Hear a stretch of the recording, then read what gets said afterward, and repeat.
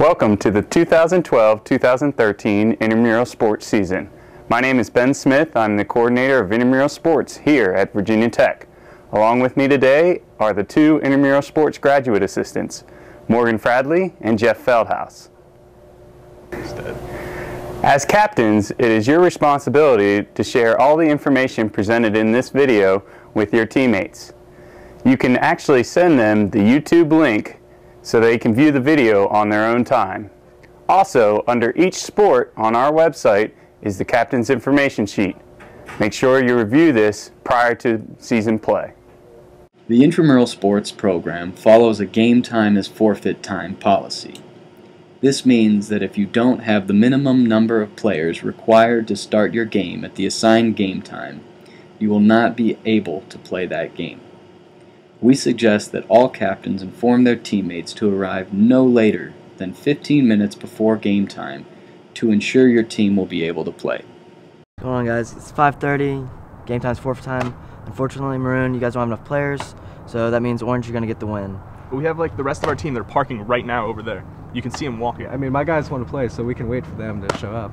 We can't do that. Unfortunately, if we hold back this game, it's going to hold back the rest of the games. So, Maroon, you're going to have to default.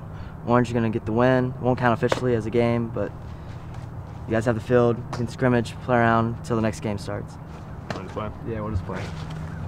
As part of your team's registration fee, you paid a $20 forfeit bond. If your team plays all your regular season and playoff games without forfeiting, you will be able to request a full refund of this $20. Any team that has at least 50% of the required number of players on site at game time, but not the minimum required to start, will default that game.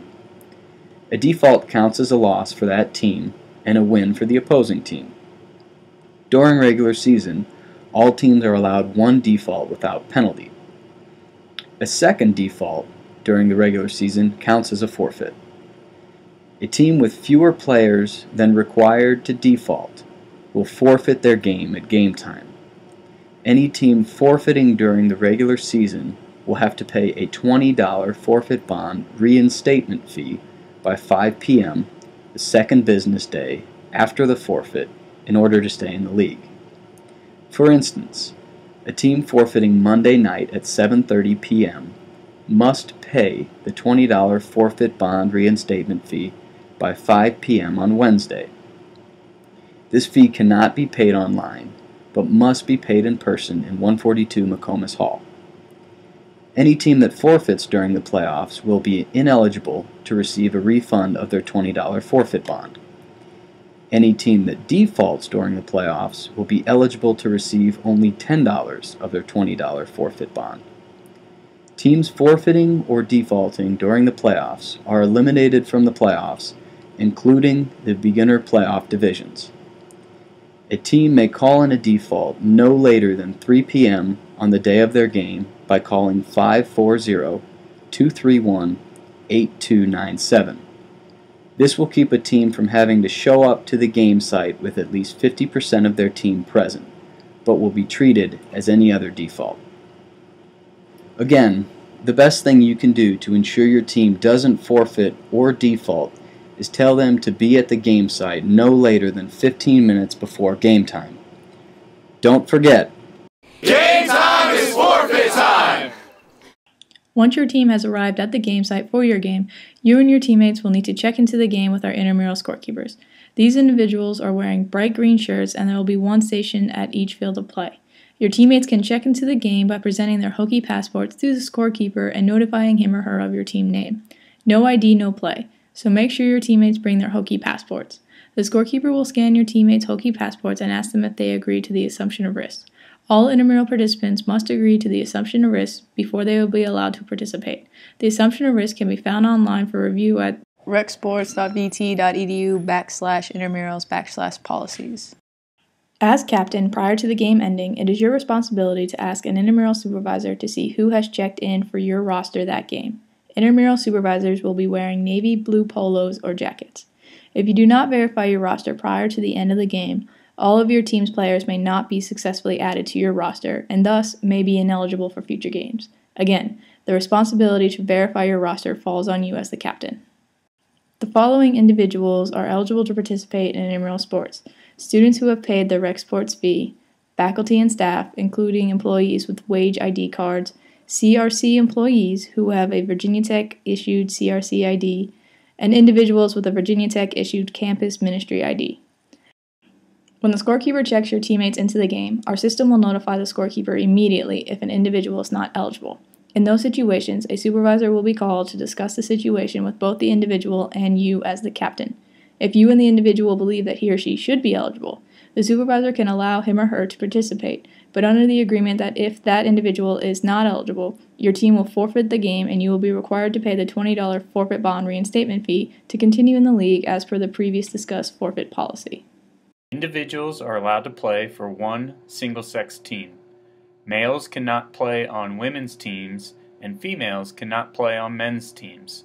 Instead, we offer a co-rec division for many of our sports. Individuals are allowed to also play for one co-rec team. You cannot have more than a +1 ratio of male to female or female to male when playing in the co-rec division. So for intramural sports where co-rec is offered, all individuals are eligible to play for 2 total teams, one in the co-rec division and one in their appropriate single-sex division. Our check-in system will catch any player trying to play for more teams in a sport than allowed. If an individual plays a single game with a team and he or she wishes to play for another team instead, he or she must do so within 7 days of playing with the first team. The scorekeeper will ask the player if he or she wishes to delete him or herself from the first team roster prior to playing with the second team. As captains, you are responsible for informing your teammates that they may only play with one team in a single-sex division and one team in a co-rec division. Team rosters are updated on a daily basis and posted online under the schedule's results link for each sport. So you can check there to ensure your teammates have not played with another team. There are no restrictions on the size of your roster. There are restrictions on the number of varsity athletes and sport club athletes that you may have competing for your intramural team. Varsity athletes are only allowed to participate in intramural sports that are not their allied varsity sport. Intramural teams are only allowed to have a certain number of varsity athletes on their roster at any one time. For this sport, that number is: a former varsity athlete is any athlete who has not been listed on the athletics roster for a minimum of 1 semester. Please note that 2 summer sessions count as 1 semester. The title of former varsity athlete stays with an individual for 5 years after last being listed on the varsity team. Former varsity athletes are allowed to participate in their allied intramural sport, but do count as part of the total number of varsity athletes on your roster. Sport club athletes are defined as anyone appearing on the recreational sports sport club rosters. Sport club athletes are only limited when participating in their allied intramural sport. For instance, an intramural soccer team can have an unlimited number of players from the sport club baseball team, but only a certain number of members from the sport club soccer teams. The maximum number of allied sport club athletes for this sport is: former or current professional athletes are defined as any athlete who was paid for playing a sport. Former and current professional athletes are ineligible to participate in their allied intramural sport. If you believe a team has ineligible players, you are able to file a protest. So next we are going to discuss our protest policies. If you believe a player on the opposing team is ineligible, you can submit an eligibility protest. In order to make this protest, it must be done no later than this time. Any players who show up to the game after this time must be protested immediately if you believe they are ineligible. For all eligibility protests, we suggest you submit your protest as soon as possible. Once you have submitted your protest to the supervisor will discuss the situation with the opposing team captain. If the player in question is removed for the remainder of the game, no further action will be taken. If the opposing captain believes the player in question should be eligible, the supervisor will then record all pertinent game information and provide you with a protest form that you must fill out and submit along with the $10 protest fee by 12 noon the day after the game in 142 McComas Hall. The Intramural Sports Coordinator will then rule on the protest. If you are correct, you will receive your $10 back. If you are incorrect, you will lose your $10 fee. If during the game you believe the referees made a rule misapplication, you can protest that rule misapplication prior to the next live ball. Ask the referee to stop the game and notify him or her that you wish to protest a rule misapplication. The referee will then get the supervisor to come to the field to rule on your protest. After hearing your account of the rule misapplication, the supervisor will discuss the situation with all referees involved and then make a final ruling. If you still disagree with the ruling, you need to inform the supervisor that you wish to make a formal protest.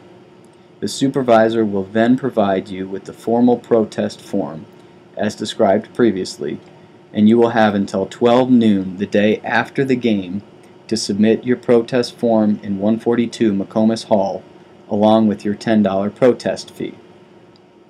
Referee judgment, such as whether a ball was in or out of bounds, is not a rule misapplication and therefore not protestable.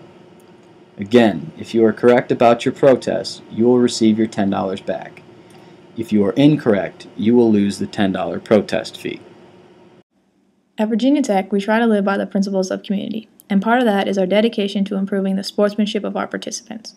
Our motto is play hard, play fair, respect the game. Prior to each game, the referees will ask one member from a team to read out loud the intramural sportsmanship statement. As the captain, you will be given the opportunity at the end of the game to rate the sportsmanship level of the team you are playing on a 1 to 5 scale. The officials, scorekeeper, and supervisor of the game will also rate each team's sportsmanship to get an overall average sportsmanship rating for each team. Here's some more detailed information concerning each level of the scale. During the regular season, your team must maintain at least a 3.0 sportsmanship average to advance to the playoffs. Once the playoffs begin, you will be required to maintain a 3.0 sportsmanship average every single game in order to continue to advance. In order to encourage good sportsmanship by individuals, we have developed the I Am Nice shirt. Our supervisors will give these shirts out to participants who display acts of exceptional sportsmanship.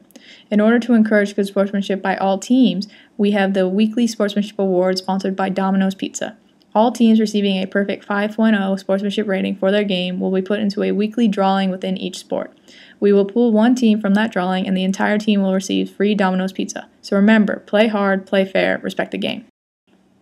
If a player on your team gets ejected from any intramural event, they will be ineligible to use McComas Hall or participate in any intramural event until they have had a meeting with an intramural sports graduate assistant.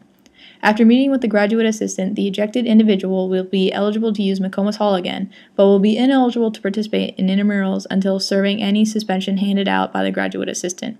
There are no self-imposed punishments. Any player who participates without serving their suspension after being ejected will be considered an ineligible player and will cause your team to forfeit any and all games he or she participates in and be subject to the previously discussed forfeit policies. On the Thursday following the end of registration, teams that have been scheduled into the league will receive their regular season schedule. If the team is satisfied with its scheduled times, it does not have to do anything but show up to the game site 15 minutes before its scheduled game times. If a team needs to make a change to its schedule, be aware that we do not change individual games, but entire schedules. For example, if you are scheduled to play on Thursdays at 6:30 p.m., and your team has a conflict with the second Thursday game, we do not change just that game, but would change all of your game times. Teams needing to make a change have until 8 a.m. on Friday after receiving their schedule to submit the scheduled change request form located on the IM Sports Captain Scholar site. Teams will not be able to request a change after 8 a.m. on Friday and will be required to play as scheduled. Please note that we can only make a schedule change if we have requests from multiple teams within a division and if the requests of the teams can be matched. After regular season games are complete, all teams will be eligible to participate in the playoffs as long as they have not forfeited out of the league without paying the forfeit bond reinstatement fee, and as long as they have maintained the 3.0 average sportsmanship rating across all regular season games. Most intramural sports will have advanced and beginner playoff levels. The champion of the advanced playoffs will receive the current year's intramural champion t-shirt. The champion of the beginner playoffs will receive an intramural sports t-shirt. For 9-on-9 soccer, flag football, volleyball, 5-on-5 basketball, intertube water polo, and softball, we will also have an intermediate playoff level. In those sports, the champion of the intermediate playoff level will receive an intramural sports t-shirt, and the beginner level playoffs will be split into groups of 4 where teams will get the opportunity to play 2 games as long as they don't forfeit or default. In those sports, there are no t-shirts awarded for the beginner playoffs. Although there are no limits on roster size, there are limits on the number of champion t-shirts that will be awarded. For this sport, that number is: teams will be placed into the playoff levels based on their record during the regular season. Teams will have an option of filling out a playoff conflict sheet prior to the scheduling of playoffs to notify the intramural sports program of days and times they have conflicts. On these conflict sheets, teams will also be able to request placement into the advanced or beginner level playoffs. Requests for the intermediate level playoffs will not be accepted. All requests for the advanced playoffs will be honored. All requests for the beginner playoffs may not be honored. Please note that we do not use your original conflicts submitted when registering the team. You must submit a playoff conflict sheet or be ready to play whenever scheduled. Playoff brackets will be updated every business day and posted online by 1 p.m. As playoffs progress, teams should be prepared to play back-to-back days, and possibly multiple games in a single night. No times will be given out over the phone, as all times will be available for viewing online. In situations where 2 teams are set to play in the playoffs, but a time cannot be found that fits both teams, teams may have to play during a time originally submitted as a conflict in order to advance in the playoffs. Now let's talk about some sport-specific rules. All volleyball matches are played between teams of 6, with the minimum number of players to start being 4. A contest consists of best 2 out of 3 games with rally scoring. The first 2 games will be to 25 points, win by 2, up to 27 points, with the sighting set being to 15 points, win by 2, up to 17 points. To begin a game, a coin toss will determine which team gets to choose to serve, receive, or pick a particular side of the court. A new coin toss is performed before the 3rd game if necessary. Teams will switch sides of the court after each game. Each team is allowed 1 timeout per game, and they do not carry over from game to game. Substitutes may only be made in the server position, and the substitute must play a full rotation, which includes a serve. We do not recognize libros. All walls, baskets, backboards, and supports are out of play, and replays will be determined at the discretion of the referee. Ceilings are considered in play if the ball stays on the side of the court belonging to the team that hit the ball, provided it was not the team's 3rd hit. No player may enter an adjacent court in order to play the ball. If only 4 players are available at the start of the game, back row restrictions only apply to the player in the serving position. If a team is playing with 5 players, then there must be 3 players in the front court. The server shall have 5 seconds after the official's whistle to contact the ball for service. If, after releasing or throwing the ball for service, the server allows the ball to fall to the floor without being hit or contacted, a reserve will be allowed. Servers are allowed 1 reserve per term of service. The server may serve from anywhere along the back of the out-of-bounds line, and the service is considered good if the ball passes over the net between the antennas with or without touching the net. When playing the ball, up to 3 successive hits are allowed for each team to play the ball over the net and into the opponent's side of the court. Any player that makes contact with the ball outside of a block shall be considered as having played the ball. The ball may be hit with any part of the body as long as it rebounds cleanly after contact with the player. Players may only have successive contacts with the ball during a block or after any first contacts off of a serve or hard-driven ball. Only players in the front row at the time of service may attempt to block the ball after the initial serve. No player may contact the net at any time with any part of their uniform or body, with the only exception being hair. The result of such an action will be a point awarded to the other team. A player may touch the floor across the center line with one or both feet or hands, provided a part of the foot, feet, or hands remains on or above the center line. Contacting the floor across the center line with any part of the body is illegal. In co-rec, all substitutions must be guy for guy or girl for girl. In co-rec, there must be a difference of 1 in gender numbers in order to start. That is 2 and 2, 3 and 2, or 3 and 3 in terms of the gender ratio. Also, the serving order and positions on the court at the time of service shall alternate between male and females. Once the ball is in play, if the ball is hit more than once by a team, both genders must make contact with the ball before it crosses the net. If a co-rec team plays with 5 players, they lose a point anytime the male-female service order is disrupted. We understand that many intramural participants are competitive, but it is the responsibility of every player to play within the rules of the game and maintain proper sporting behavior. Any issues with sportsmanship will be dealt with by the supervisor on duty. Please note, the supervisor on duty reserves the right to impose disciplinary actions on players, teams, and fans if warranted. Lastly, please keep in mind that all volleyball contests will be governed by the National Federation of State High School Association rules unless we have specifically adopted a rule for our campus, in which case the rule will be outlined in the rule sheet posted on our website. All intramural volleyball games will be played in War Memorial Hall, Gym 141. Please be aware that there are parking restrictions on the drill field until 8 p.m. Please make sure you park in designated spots only. Practice balls will be available for checkout from the supervisor on site using your Hokie passport. All games must be played using an intramural sports game ball. Non-marking shoes must be worn. All jewelry must be removed prior to play, with the only exception being medical alert bracelets, which must be shown to the intramural supervisor and then taped over. Teams are required to show up to the courts with their own jerseys. All teams are required to have a white jersey and a jersey of some other color, and all jerseys must be numbered from 0 to 99. T-shirts with marker numbers are fine. Intramural Sports will not provide jerseys or pennies for checkout. Any team who does not have the required jerseys will be subject to forfeiture of the game. In the event where the home and visitor desire to wear the same color for the game, the home team must change to their other color. In case of inclement weather, call 540-231-6060 to check the Intramural Sports hotline. This hotline will be updated after 4 p.m. each day. In situations where games start on a night and inclement weather comes, the supervisor on duty will make all decisions concerning game status and will update the hotline if he or she has to cancel games.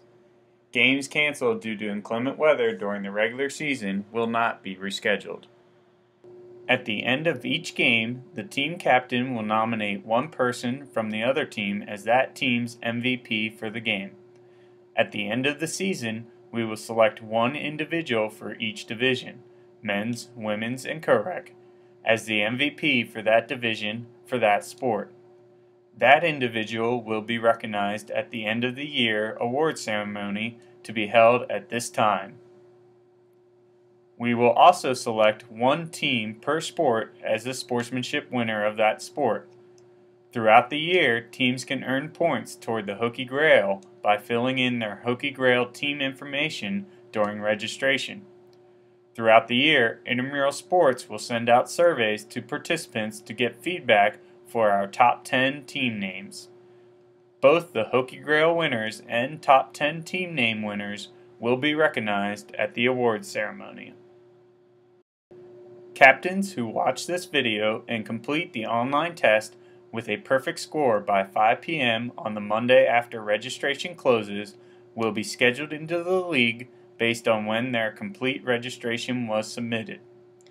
These teams will receive their schedule via email by 12 noon on the Thursday after registration closes.